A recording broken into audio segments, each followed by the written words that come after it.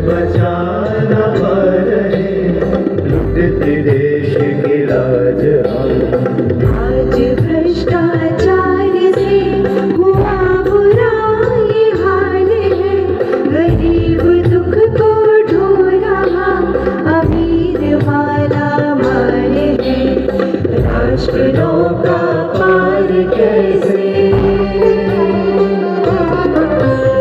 राष्ट्र नौका पार कैसे, पूरे अब विचार है जरूरी ब्रह्म ज्ञान, ये समय की पुकार है जरूरी ब्रह्म ज्ञान, ये समय की पुकार है।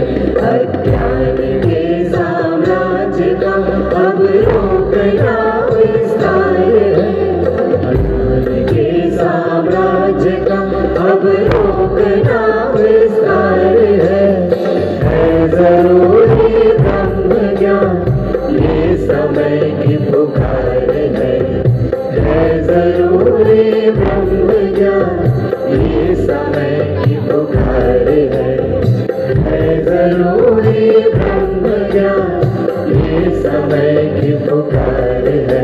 अज्ञान के साम्राज्य का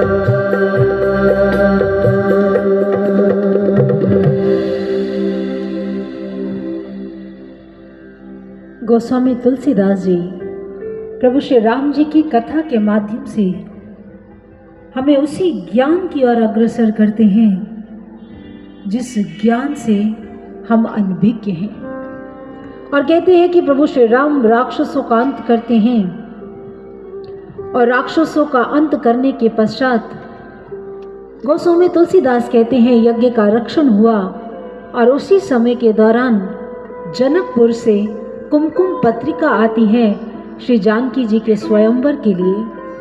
मुनि विश्वामित्र जी को बुलाया जाता है और मुनिवर चल पड़ते हैं प्रभु श्री राम जी को और लक्ष्मण जी को साथ लेकर जनकपुरी की ओर। कहते जिस समय गोस्वामी तुलसीदास जी ये कथा बांच रहे थे, तो बांचते बांचते गोस्वामी तुलसीदास जी के नेत्र नम हो गए। भक्त ने कहा, बाबा ये तो प्रसन्नता की बात है कि प्रभु श्री राम जी ने राक्षसों का अंत किया, यज्ञ का रक्षण किया, और जनकपुरी में अब सीताराम होने जा रहे हैं, आपके नेत्र नम क्यों हैं? गोस्वामी तुलसीदास जी ने कहा, नेत्र इसलिए नम हैं क्योंकि आज मेरे प्रभु श्री राम, ऐसी दिव्य झांकी है उनकी, आज उनका ऐसा स्वरूप मुझे नजर आ रहा है जो भक्तों के लिए सदैव उपलब्ध रहता है, तत्पर रहता है भक्तों के कल्याण के लिए। क्योंकि आज कोई साधारण राजा राम नहीं जा रहे हैं, करुणा से परिपूर्ण दया निधि मेरे प्रभु जा रहे हैं, और आज बारंबार मैं उनके चरणों में नमन कर रहा हूँ, और उनके चरणों की महिमा को महसूस करता हुआ मेरी आंखों में नमी आ गई। भक्त ने कहा, बाबा आप अकेले अकेले आनंद ले रहे हैं, हमें भी तो बताओ प्रभु श्री राम जी के चरणों की क्या महिमा है। कहते गोस्वामी तुलसीदास जी ने एक गाथा सुनाई। कहते प्रभु श्री राम जिस समय जा रहे थे तभी उन्होंने एक आश्रम देखा। कहते जिस समय आश्रम देखा, सुनसान आश्रम है, वहां कोई भी तपस्वी, कोई ऋषि नहीं है। तो प्रभु श्री राम जी ने पूछ लिया, कहने लगे, गुरुदेव कहने को तो ये आश्रम है, लेकिन यहां कोई दृष्टिगोचर क्यों नहीं हो रहा? तो उन्होंने कहा, ये गौतम मुनि का आश्रम है, और ये जो पाषाण है ये कोई और नहीं, ये अहल्या है, जिससे बहुत बड़ा अपराध हो गया है। राम इस संपूर्ण जगत में, इस संपूर्ण संसार में तुम्हारे अतिरिक्त और कोई है ही नहीं जो इसका कल्याण कर सकता है। चरण कमल रज चाहती, कृपा करो रघुवीर। हे राम, अहल्या ना जाने कब से आपके चरणों की याचना में बैठी है, आप इसका कल्याण कर दो। प्रभु श्री राम ने हाथ जोड़ लिए, कहने लगे, गुरुदेव, आप मुझे चरणों का स्पर्श देने के लिए कह रहे हैं, आप तो स्वयं मेरे गुरुदेव हैं। आपके होते हुए मैं कैसे अपने चरणों को छू सकता हूं, कैसे इस पत्थर को छू सकता हूं? गुरुदेव, ये संभव नहीं है, आपके होते ऐसे कैसे हो सकता है? गोस्वामी तुलसीदास कहते हैं, मुनि विश्वामित्र जी बड़ी सुंदर परिभाषा देते हैं। वो कहते, मेरे प्रभु श्री राम जी के चरण, मेरे प्रभु श्री राम जी का चरित्र ऐसा अद्भुत चरित्र है।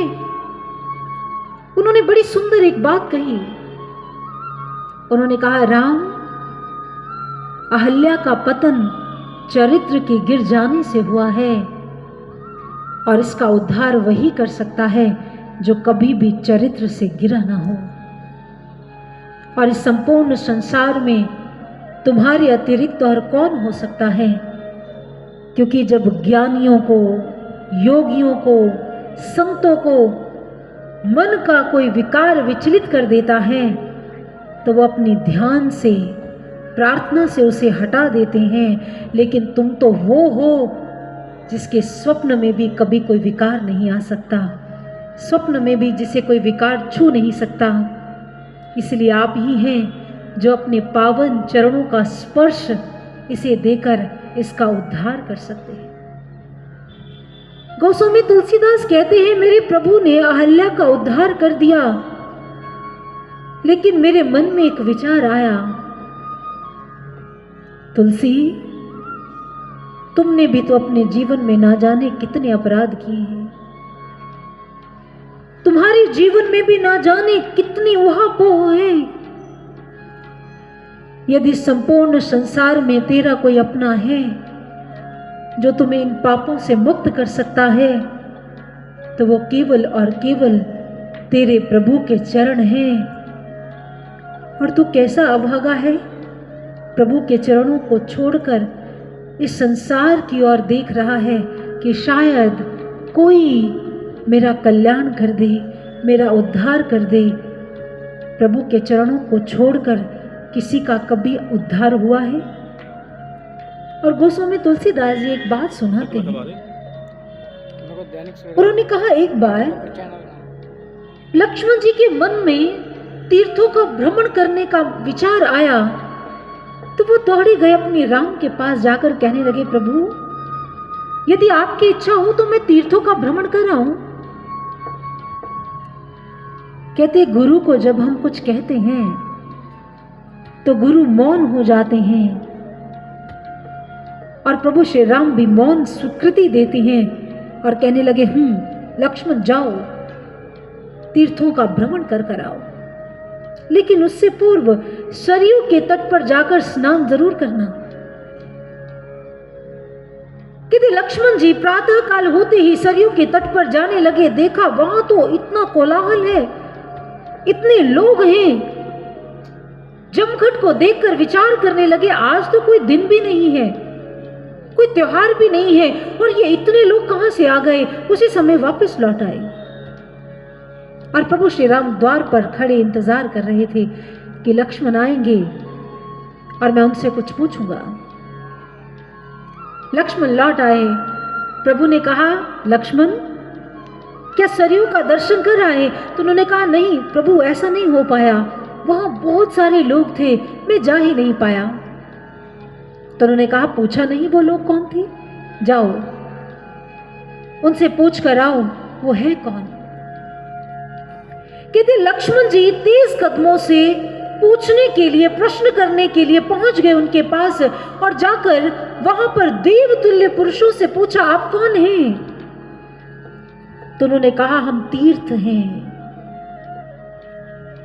जो यहां पर सरयू में स्नान कर प्रभु के चरणों का अभिवादन करने आए हैं। वो पहुंच गए कुछ स्त्रियों के पास जो देवी तुल्य थी, उनसे जाकर पूछा, आप कौन हैं? तो उन्होंने कहा, हम इस संसार में जितनी भी देवतुल्य नदियां हैं, हम वो हैं। हम आते हैं और भगवान के चरणों का स्पर्श करते हैं और पावन हो जाते हैं। तुलसीदास कहने लगे, लक्ष्मण जी को अपनी भूल का एहसास हो गया। कहने लगे, लक्ष्मण, जिन पवित्र चरणों को छूने के लिए, जिन पवित्र चरणों का स्पर्श कर पवित्र होने के लिए तीर्थ और नदियां स्वयं आती हैं,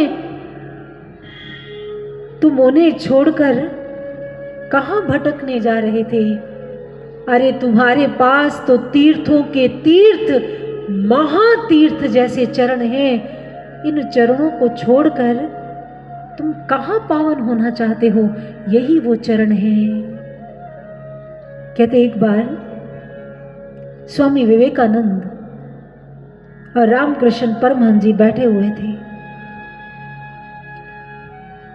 तो स्वामी राम तीर्थ की बात को याद करते हुए स्वामी विवेकानंद कहते हैं, गुरुदेव, मैंने एक बात पढ़ी है कि तीर्थों में स्नान करने से मन शांत और शीतल हो जाता है। गुरुदेव ने कहा, जाओ फिर कर लो तीर्थों में स्नान। तो उन्होंने कहा, गुरुदेव, मैं तो रोज अपने गुरु के चरणों में स्नान करता हूँ, गुरु के चरणों में बारंबार वंदन करता हूँ।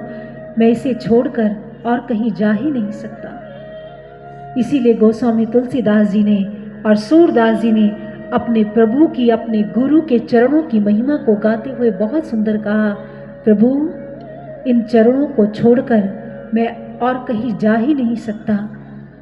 आप सदैव मुझे अपने चरणों के सानिध्य में रखिएगा। और भक्त अपने प्रभु के चरणों में क्या प्रार्थना करते हैं, आइए हम भी मिलकर शब्द